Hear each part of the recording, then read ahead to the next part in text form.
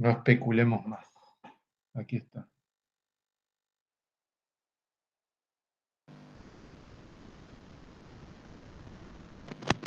Hola Nicolás, ¿cómo estás? Hola, profe, ¿cómo le va? Bien, bien. A ver, bueno. A ver, hoy vamos a ver dos partes, dos cosas distintas. Por un lado, vamos a empezar con... todo bien, ustedes, Maiten, el otro día fueron, retiraron las cosas, pudieron guardar en la heladera. Los resultados de ese práctico lo vamos a ver el jueves. El jueves nos juntamos a analizar los resultados y a ver todo lo relacionado con los resultados de ese práctico. Ahora vamos a empezar. Perdón, Maiten, todo bien, ¿no? Sí. ¿Mandaste? Todo bien.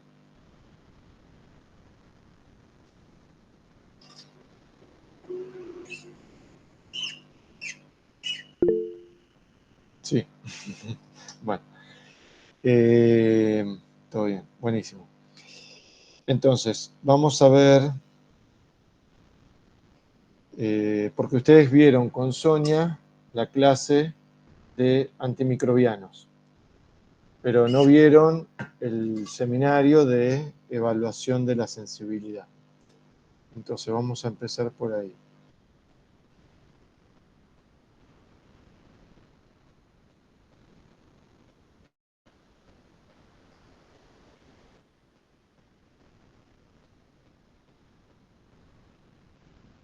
¿Pueden ver bien ahí, chicos?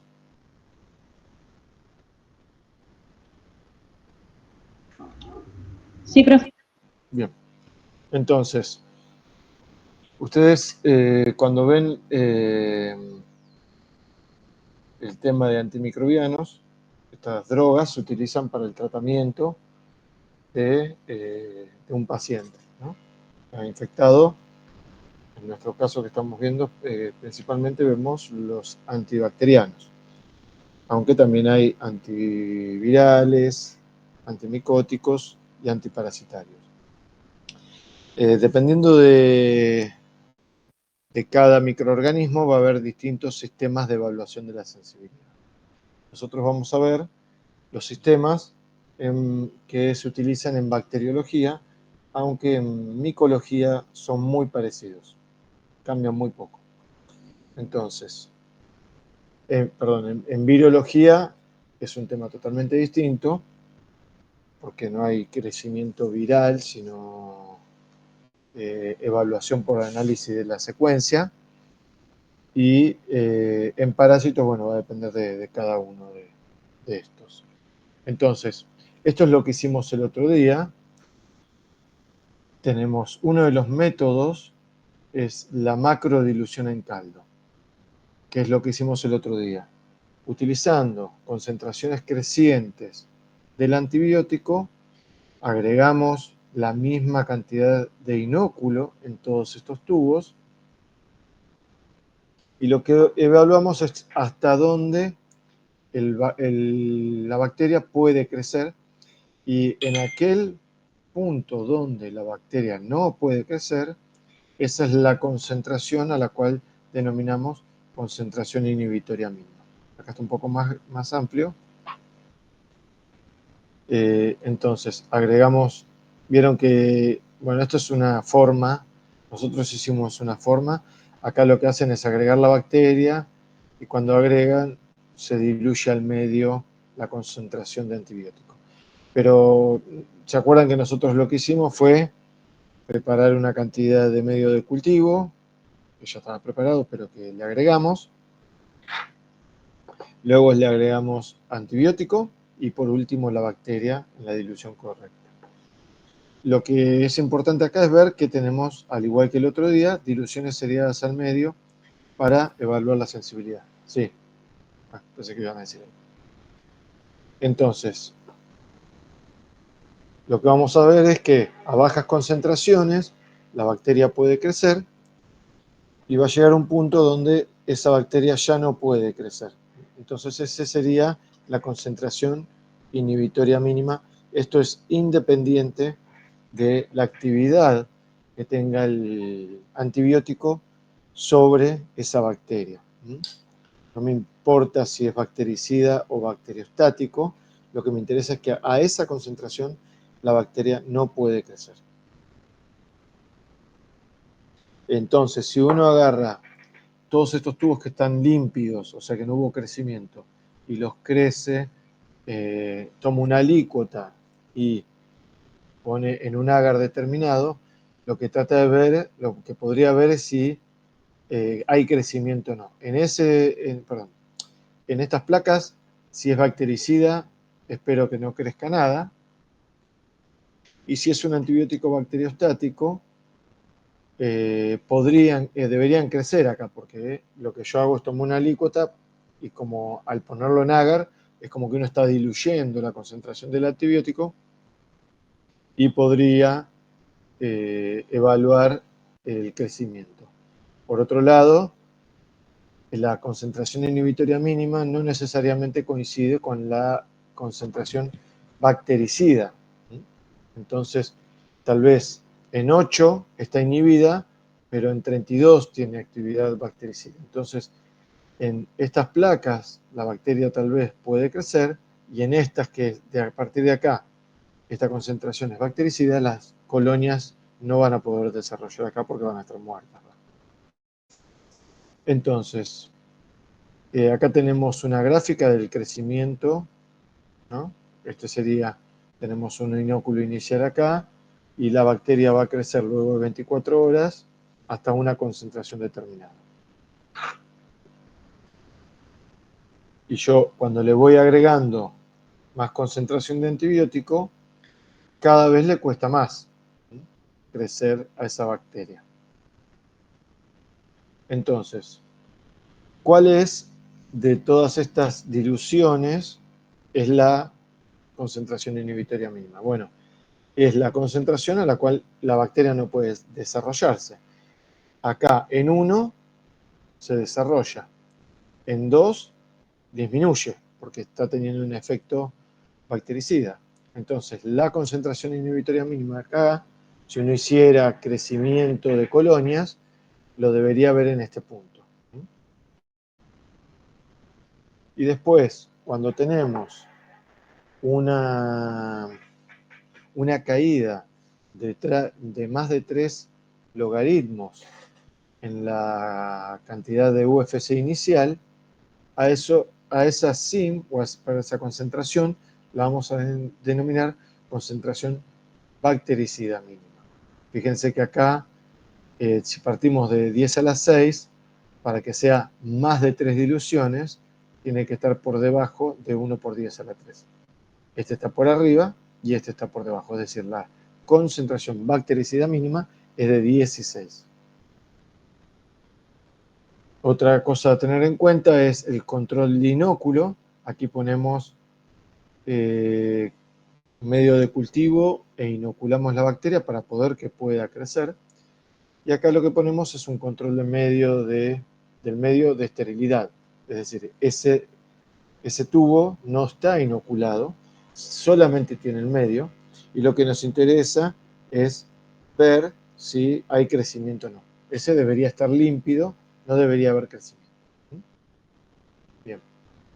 Ahora, un esquema parecido lo podemos hacer, esto es en caldo, macrodilución, lo podemos hacer en placas. ¿Y cómo es que se hace? Esto a algunos se lo conté el otro día. Lo que se hace es hacer una placa con agar y que dentro del agar uno pone la concentración final del antibiótico determinado.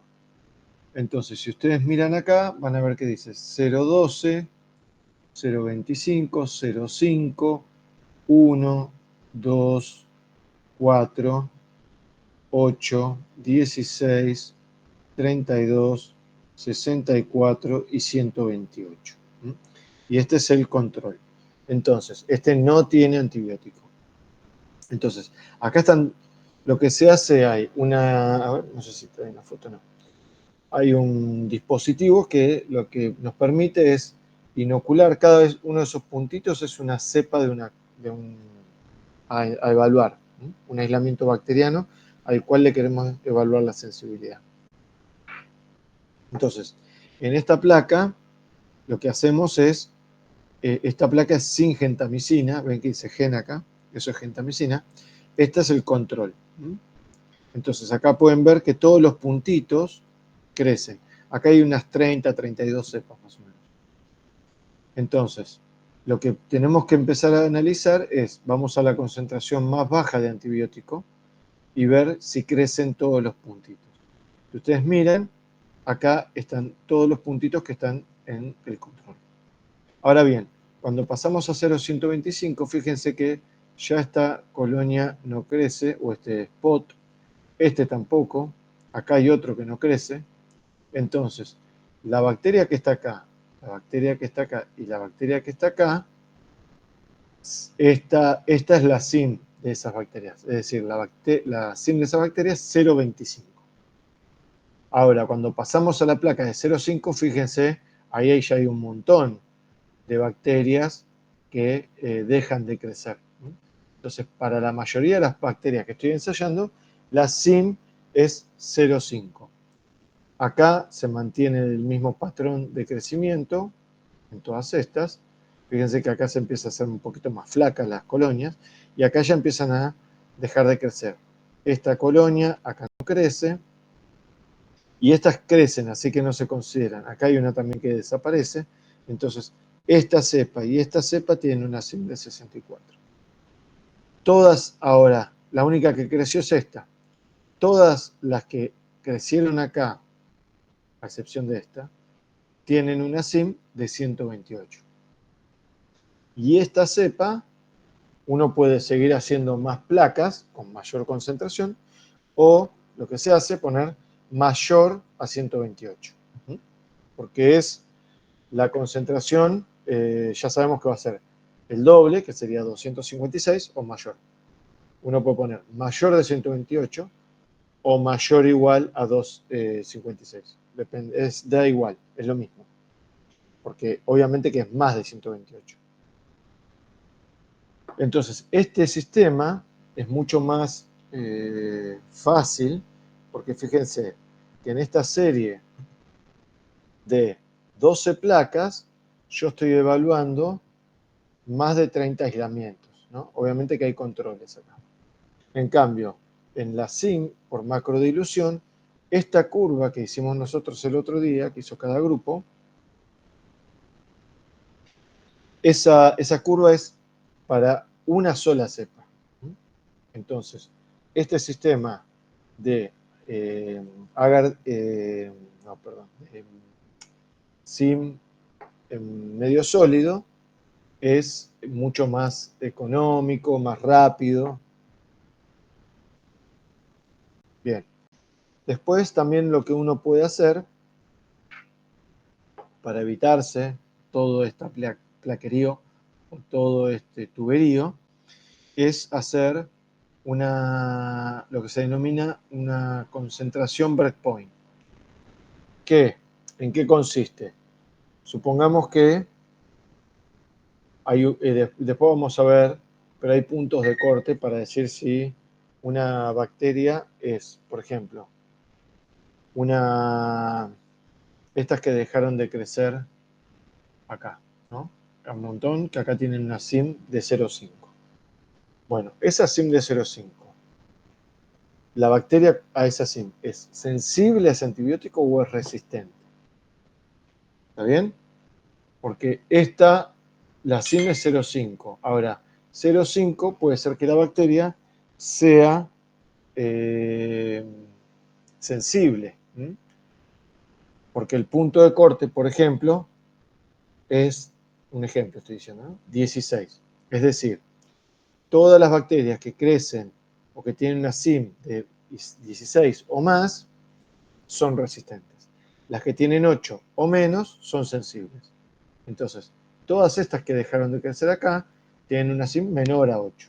Entonces, se van a catalogar todas o clasificar como sensibles. Y todas las que crecieron acá son resistentes a este antibiótico, porque el punto de corte era 16. Bueno, entonces yo digo, 16 o más es resistente, 8 o menos es sensible. Entonces, lo que puedo hacer es esto, lo de breakpoint. No hago toda la curva, como estoy acá. Lo que hago son 2 puntos. El de 16, que es resistente, y el de 8. Entonces, ¿qué va a pasar? Perdón, al revés, porque esta es de 8 y esta es de 16. ¿Por qué? Fíjense, acá en 8 crecen un montón, pero acá en 16 no crecen todas. Entonces, las que crecen acá, estas 5 que ustedes ven acá, son resistentes, porque crecen en la placa de 16. Y todas las otras acá, que no son estas 5, es decir, todas estas menos estas 5, crecen acá, pero no crecen acá. Entonces, la SIM es 16. Entonces, estas van a ser catalogadas como sensibles. Otra forma de evaluar la sensibilidad es por microdilución en caldo. Básicamente es lo mismo que hicieron acá, pero en las placas de 96 wells. Obviamente que acá pueden hacer, por ejemplo, 8 antibióticos y una sola cepa, es decir, en una placa estoy evaluando 8 drogas distintas para una sola cepa. Esto lo vemos así, crecimiento, no crecimiento. Se ve claramente en estos pocillos no hay crecimiento y en todos los otros que están como turbios es donde hay crecimiento. Otra forma que también comentamos el otro día es las tiras de gradientes. Esta es la primera marca que desarrolló este sistema, pero bueno, ya hoy en día hay varias marcas. Y básicamente lo que hace es una tira con una concentración definida de antibiótico y lo que tiene esta tira es un gradiente de concentraciones. A medida que está más arriba, tiene más concentración de antibiótico. Entonces, lo que se ve es un crecimiento, como se denomina, o una inhibición en realidad, epsilométrica. Porque ven que es tipo ovalada. Entonces, ¿cómo se interpreta esto? Acá se ve mejor, ¿ven? Esta forma así. Esta es una tira doble, tiene un antibiótico de este lado y otro de este. Ven que hay como una forma epsilométrica y lo que se hace se mide o se lee hasta dónde crece la bacteria en este punto. Entonces, en este punto es donde se corta y se dice, esta es la SIM. La escala de la tira de gradiente no es igual que las otras escalas de diluciones al medio. Depende de la tira de gradiente. Igualmente eso nos permite clasificarlo dentro de la categoría. Yo les digo que no el punto de corte, perdón. Hacemos diluciones CTA, por ejemplo, 1, 2, 4. Bueno, si la SIM de la bacteria es 1,5, ¿eso qué me está diciendo? ¿Es 1 o 2? Y en realidad es 2, porque en la placa, si yo lo hiciera en placa, si tiene 1 va a crecer, pero si tiene 2 no crece. Entonces, en la curva epsilométrica o la sensibilidad por el sistema epsilométrico, se da el valor siguiente más alto. Después también existen sistemas automatizados que, no, acá no está, pero que uno lo que hace es preparar, por ejemplo, una suspensión bacteriana con una concentración determinada de la bacteria, lo pone en el equipo en un tubito y el equipo lo que hace es dependiendo del equipo, porque hay distintas marcas, algunos hacen cinética de crecimiento, no importa, lo importante es que el sistema automatizado me permite obtener la sensibilidad, la SIM. Casi todos usan, no, hay uno que usa tipo una microdilución, otro que usa cinética de crecimiento y lo que me permite es obtener resultados en tiempos más cortos. Tal vez en 8 horas puedo obtener un resultado preliminar, no para todos los antibióticos ni para todas las bacterias, pero en algunos casos sí es útil.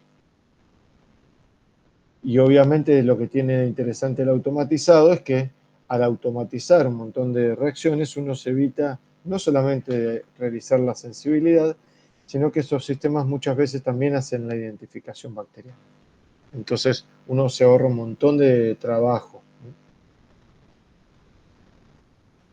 Bien, ahora vamos a ver algunos conceptos de lo que es la SIM 50, la SIM 90 y el rango.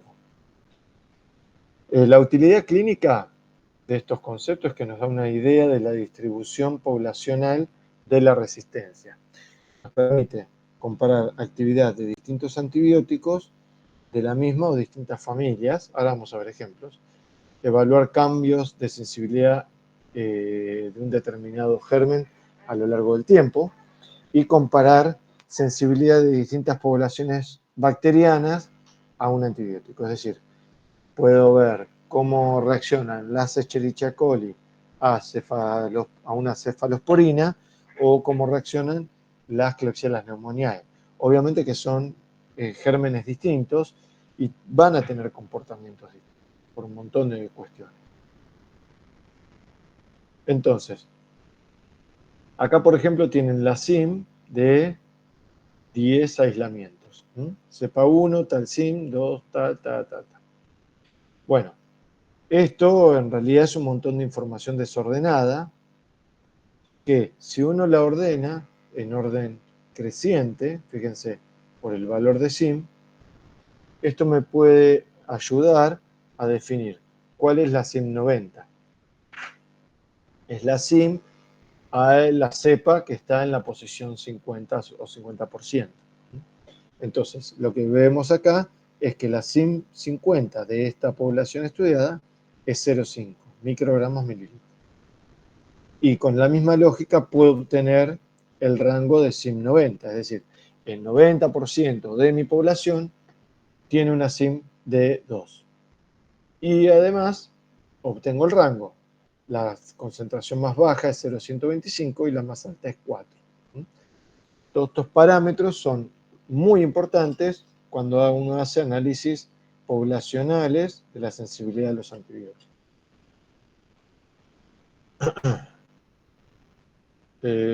Acá está lo mismo. Fíjense, perdón. Acá hay las cepas de una especie, en el año 90 las CIMES y otras cepas, no son las mismas obviamente, pero cepas de la misma especie, supongamos Staphylococcus aureus del año 1990 y Staphylococcus aureus 2004. El antibiótico es, no sé, oxacilina y acá es oxacilina. Cuando lo miro así, no puedo sacar muchas conclusiones porque están los datos desordenados. Ahora, acá, el mismo set de bacterias ordenadas en orden creciente, vemos que hay diferencias en la distribución. Entonces, lo que podemos rápidamente es ver que la SIM 50 y la SIM 90 era de 0,5 y 2 en el año 90 y que la SIM 50 y la SIM 90 fue de 2 y 4 en el año 14 años más tarde. Entonces, ¿esto qué me está diciendo? Que poblacionalmente hay más cepas que tienen una SIM de valor mayor. Eso es porque se va corriendo la población hacia el lado de los resistentes. ¿Y eso por qué? Bueno, eso generalmente ocurre porque hay un uso excesivo de antibióticos, entonces cada vez más bacterias van a tener un valor de resistencia mayor. Y lo interesante de acá es que fíjense que el rango sigue siendo el mismo. Entonces el rango es una información relevante, pero tal vez este tipo de información me la pierdo. Por eso es importante tratar de analizar la mayor cantidad de parámetros posibles.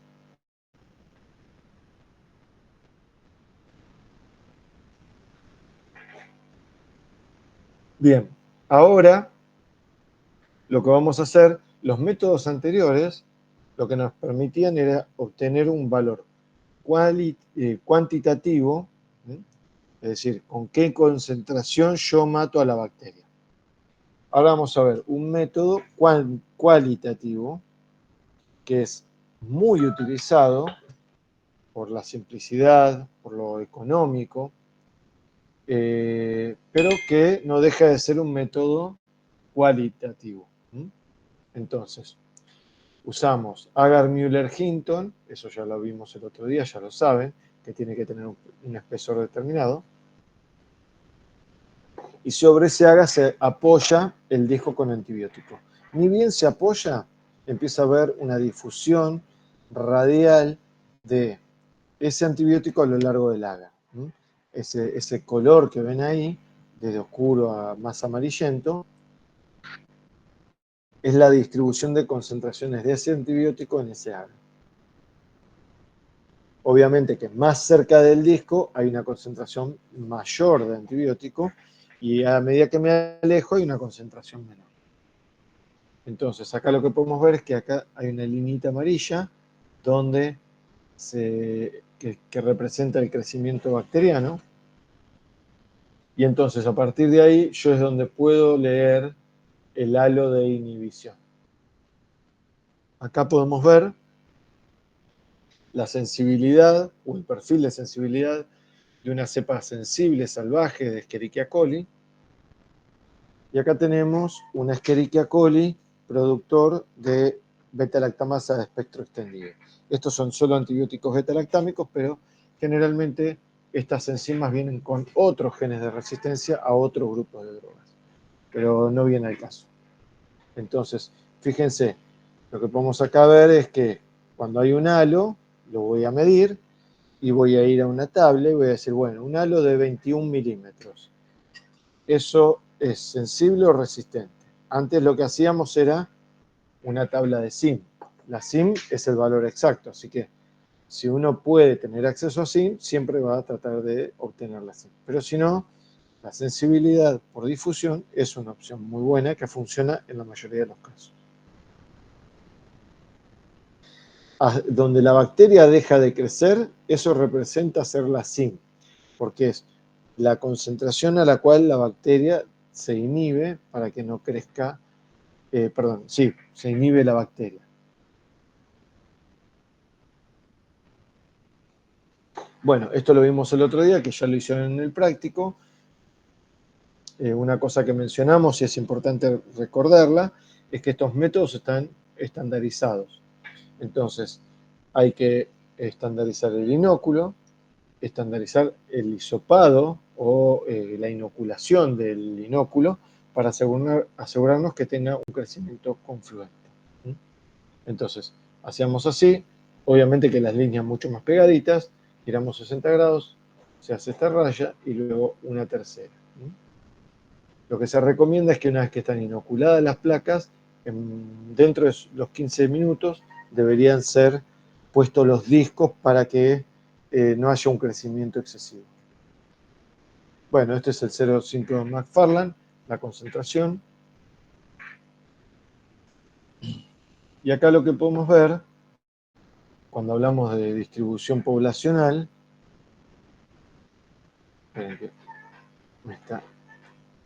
podemos ver, como uno espera y que siempre esperamos ansiosamente de que haya una distribución bimodal, es decir, que las cepas que son resistentes al antibiótico estén bien separadas de las sensibles.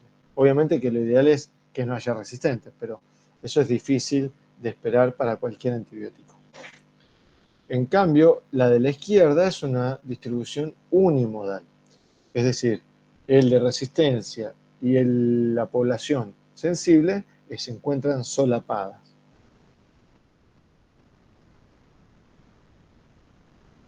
Entonces lo que voy a ver es que si quiero definir un punto de corte es mucho más difícil porque esas poblaciones están separadas.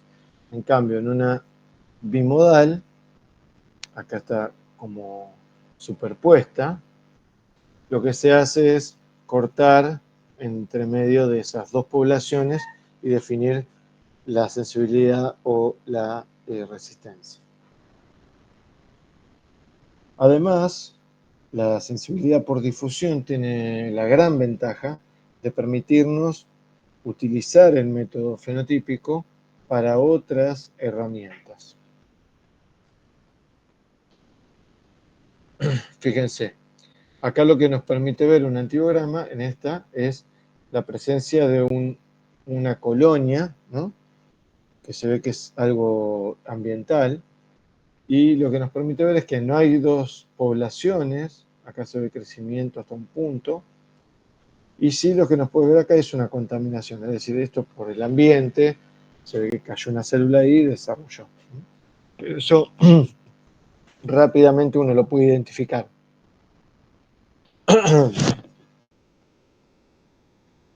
Acá es lo que les mencionaba recién, lo de las subpoblaciones. Ven que se ven colonitas al azar. Estos son Enterobacter cloacae, que es en estos puntitos o estas que crecen acá, se desarrollan y crecen, ¿sí? Pero son subpoblaciones, es decir que si uno toca esas colonias que están crecidas, lo que puede ocurrir es que esa subpoblación no exprese esos genes o no exprese esa resistencia y se veía como, perdón, y se verá como se veía antes, ¿sí? Acá en la curva epsilométrica también se ven colonitas, ¿sí? Entonces, esto también está bueno en el antibiograma, que me puede aportar información adicional que en otros medios no lo vería.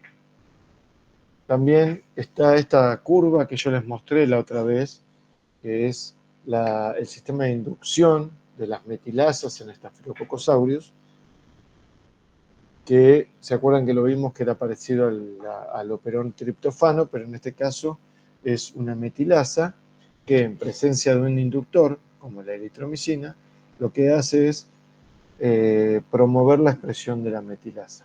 Entonces, todas las colonias que están en esta luna acá pueden expresar la metilasa en gran proporción y volverse resistentes a este antibiótico.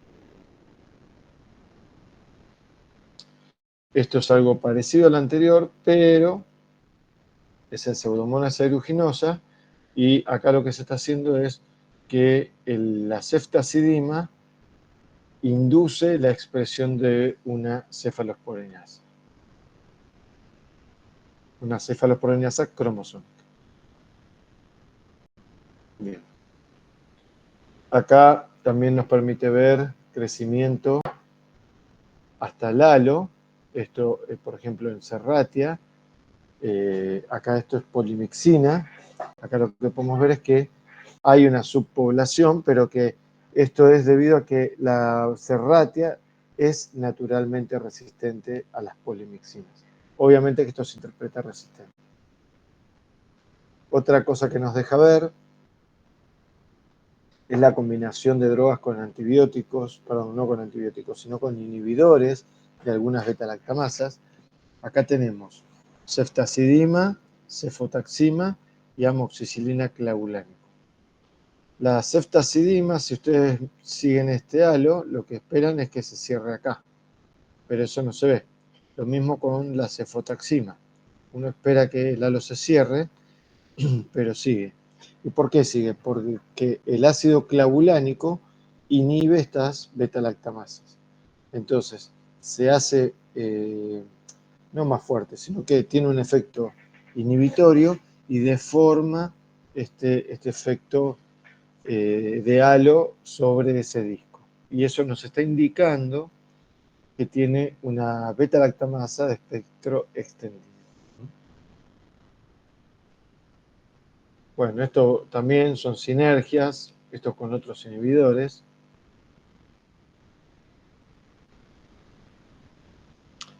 Estos son, lo cuento por arriba, pero es una estrategia que se utiliza para identificar distintas carbapenemasas.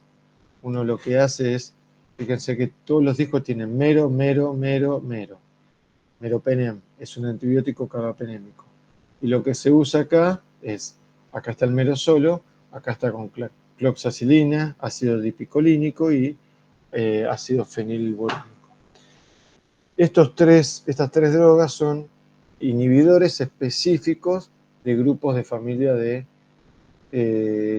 las carbapenemasas. Entonces, esas tres, dependiendo del halo de inhibición, que si hay agrandamiento o no, fíjense que en estos dos no hay agrandamiento respecto a este, y acá sí. Este agrandamiento es indicativo de que al tener ácido borónico, lo que nos permite detectar son enzimas que tienen, es una serin-carbapenemasa en ese caso, ¿no? Porque el ácido borónico inhibe serin-carbapenemasas. Este es otro ensayo también interesante, donde uno tiene el crecimiento confluente por debajo de todo de una bacteria indicadora. Acá pongo el disco de antibiótico que quiero analizar, por ejemplo, no sé, vengo nombrando meropenem.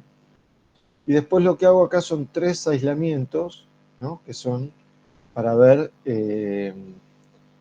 si esos aislamientos son o tienen una actividad enzimática por este antibiótico que es un carbapenem. Esto es importante cuando uno requiere tener resultados rápidos. Entonces, fíjense qué es lo que ocurre. Acá lo que estoy queriendo ver es que si hay actividad enzimática. Acá tienen una cepa que cuando la hago crecer hasta el antibiótico, ven la inoculación que es a lo largo de la otra.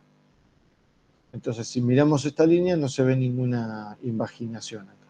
Ahora, esta, la 3, perdón, la 1, cuando hacemos esta siembra, lo que podemos ver acá es una invaginación. ¿Ven? ¿Esto qué está significando? Que la bacteria que está acá, que es la que yo estoy analizando, la cepa 1, produce algo que en general en los antibióticos beta-lactámicos son beta-lactamasas, produce algo que puede darle resistencia a ese antibiótico. Y ese efecto es enzimático. Así que esto me está indicando que hay una actividad enzimática. Y acá, bueno, hay lo mismo de antes, pero un poco más complejo, básicamente. Esto también es importante porque así se analizan muchas veces las sinergias. Las sinergias es ver si 2 antibióticos, si yo los agrego juntos, tendrían un efecto sinérgico sobre la bacteria. Es decir, si yo agrego el antibiótico A y el antibiótico B por separado, no tienen ningún efecto sobre la bacteria. Ahora, si veo esta deformación como ustedes ven acá, ven que esto es todo el mismo antibiótico y este es todo el mismo, ven que todos estos disquitos son iguales, eso es lo que quiero decir, no sé si se entiende. Y todos estos también. Entonces, Los que están en forma de L sería... Claro, ven que estos se llaman todos SAM y estos todos se llaman GEN, ¿no? Entonces, lo que está ocurriendo es que todos estos discos van difundiendo, ¿no? el antibiótico. Y estos también. Entonces, en esta zona, lo que se ve acá es, ven que hay un no crecimiento acá, hay un efecto sinérgico que se llama, donde acá tengo efecto de la gentamicina y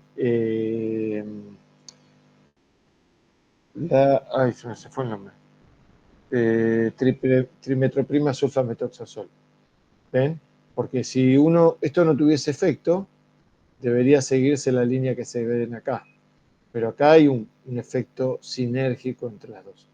Lo mismo se ve acá abajo, entre el imipenem, que toda esta actividad de antibióticos es imipenem, y gentamicina. Entonces acá también hay un efecto que uno podría utilizarlo para decir, bueno, denle esa combinación de antibiótico al paciente a ver si reacciona.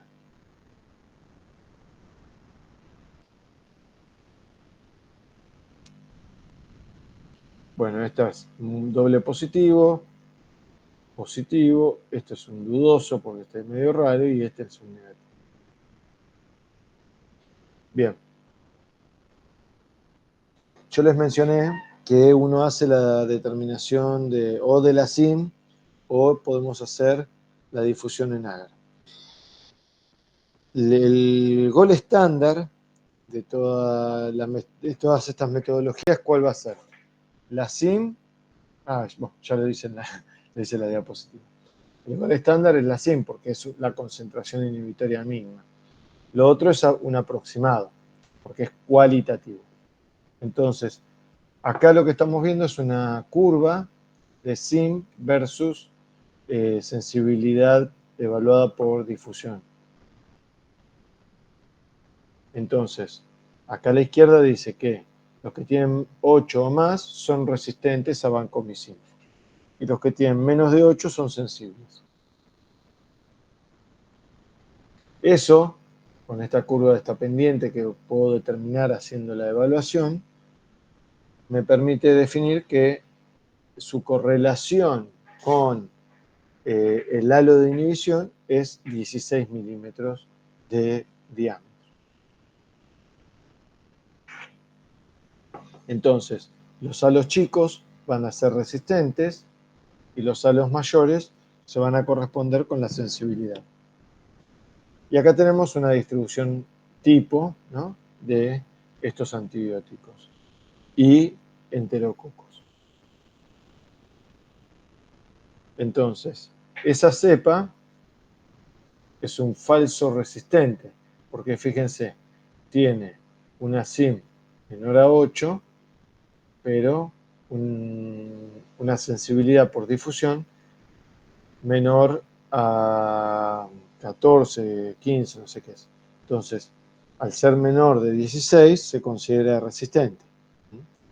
Entonces, ¿cuál es el problema de decir que esta cepa sea resistente? Y, aunque sea un falso resistente, y el problema es que voy a no recomendar este antibiótico cuando en realidad sí, tal vez lo podría recomendar y tal vez sí fuese útil.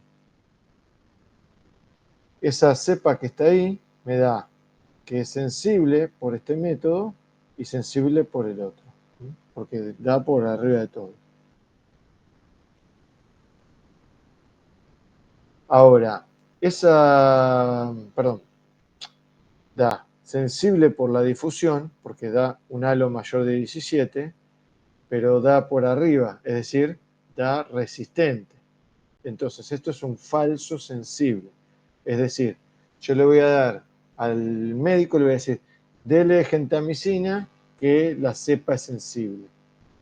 Y lo que ocurre es que le va a dar gentamicina y gentamicina se va a reír. No va a tener ningún efecto esa droga sobre ese germen.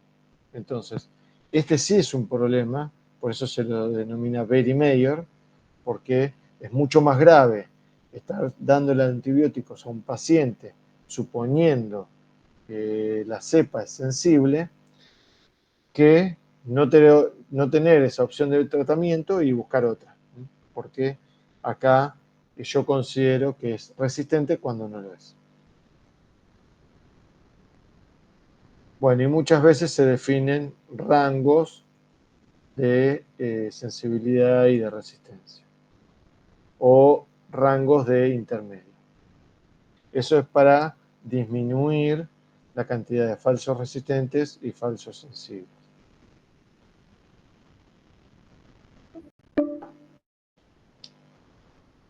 ¿Qué quedan? ¿15? Sí, quedan 15, profe. Bueno, igual quedan 4 diapos nada más. Así que vamos a terminar esta charla y después seguro que voy a tener.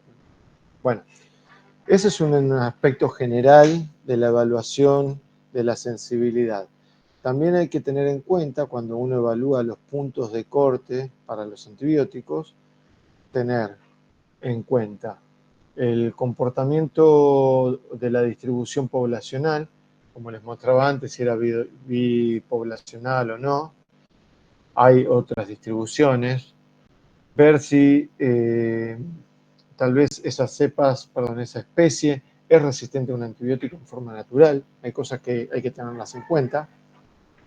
O si ya la mayoría de la población son resistentes porque a lo largo del tiempo esa población se fue haciendo resistente. Otro parámetro es la farmacocinética y farmacodinámica de las drogas. Eso lo van a ver después en farmacología. Pero sí los efectos son la biodisponibilidad, es decir, uno toma un antibiótico, bueno, llega al sitio de infección y cuando llega, qué porcentaje del antibiótico está disponible. Entonces, hay un montón de, no de estimaciones, sino de, eso me fue el nombre, simulaciones, donde lo que hace es predecir cuánto antibiótico va a haber en tal lugar. Ahora vamos a ver algunos otros efectos. También el efecto posantibiótico, si el antibiótico cuánto tarda en ser eliminado del organismo.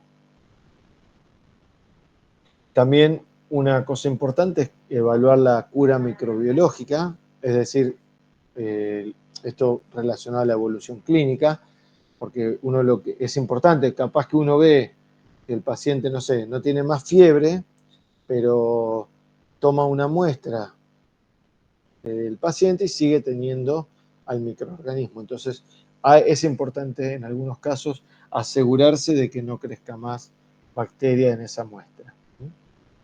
Y obviamente la cura clínica, que se vayan los síntomas de la infección. Cuando hablamos de farmacocinética, esto es solamente una diapo para que tengan una idea de lo que estamos hablando.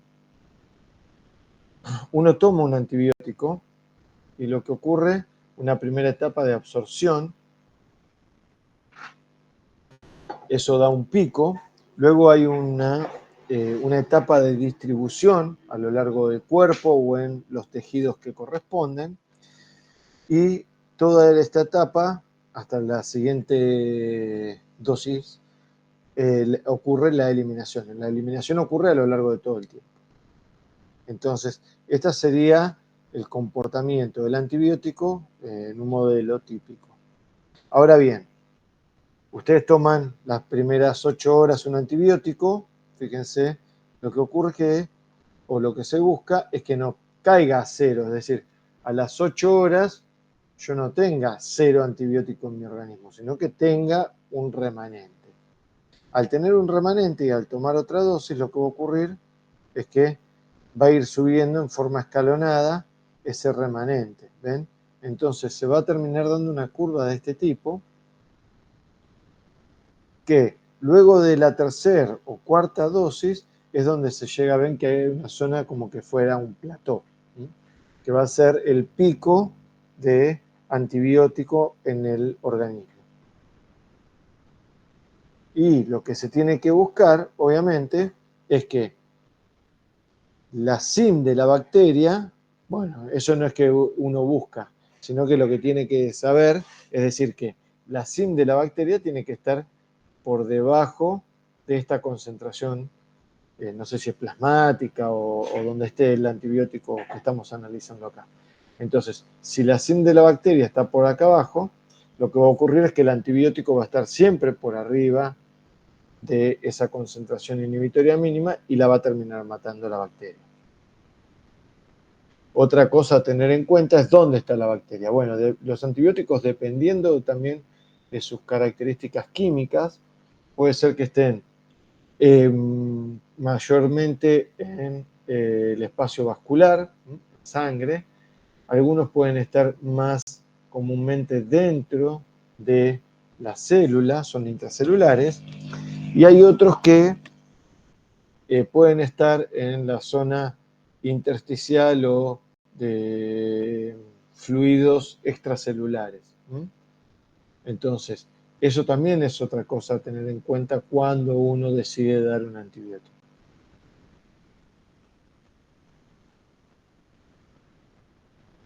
Bueno, acá lo que muestra que está como pigmentado, que en la sangre el aminoglucósido concentra bien, mientras que en la zona del espacio extravascular los beta-lactámicos funcionan bien. Eso es lo que representa esa gráfica.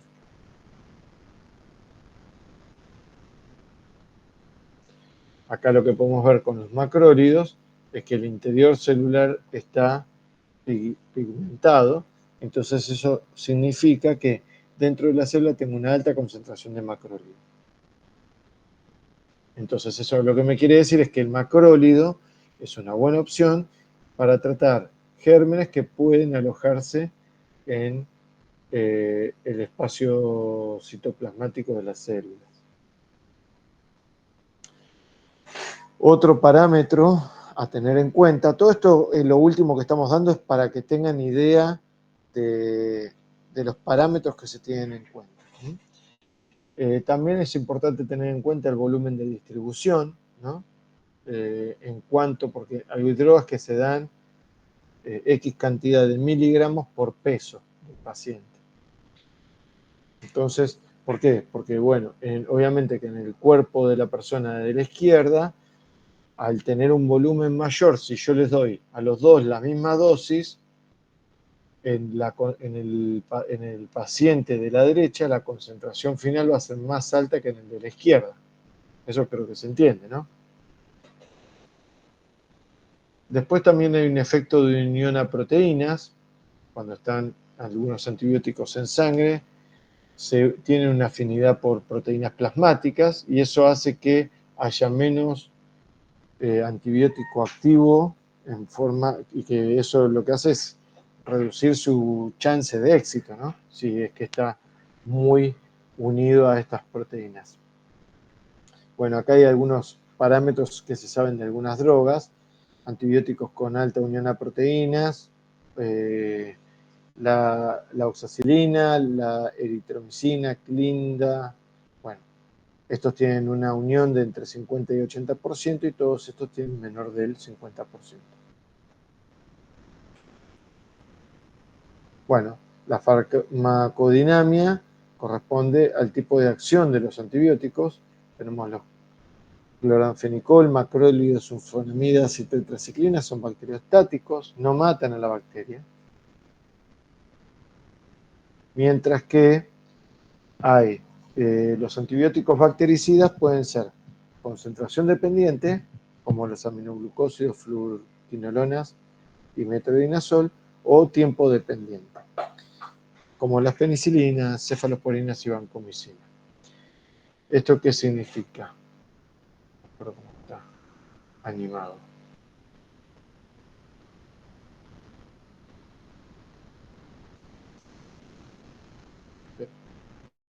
Acá. Concentración dependiente son esos antibióticos que tienen un efecto, digamos, un efecto bueno o óptimo o esperable, cuando la concentración del antibiótico en suero es 50% del tiempo mayor a la CIM de la bacteria. Ahora bien, en algunos casos hay drogas que lo que requieren es un tiempo determinado y entonces son tiempo dependientes. Es decir, además de que tiene que estar por arriba, tiene que estar por arriba la mayoría del tiempo, es decir, más del 80%. Entonces, ahí el tiempo tiene una importancia mayor que la concentración, como es en este caso. Bueno, esto es una gráfica, no importa, porque son distintas drogas. Y bueno, esto es en esta diapo se ven que hay múltiples mecanismos de resistencia que actúan a distinto nivel dependiendo del antibiótico del cual estemos hablando. Pero sí saber que hay bombas estos son porinas, que si se eliminan las porinas, la droga no puede ingresar. Hay bombas de flujo que sobreexpresan, que son sobreexpresadas y que lo que hacen es eliminar el antibiótico fuera de la célula. Hay modificaciones en el target, mutaciones cromosómicas, como puede ser en el ribosoma o no. Hay algunos antibióticos que pueden ser bypaseados por mecanismos de resistencia alternativos, y hay muchos de estos pueden estar codificados en plásmidos, que es lo que hemos visto en una clase. Bueno, y ahí está este tema. Entonces, a ver.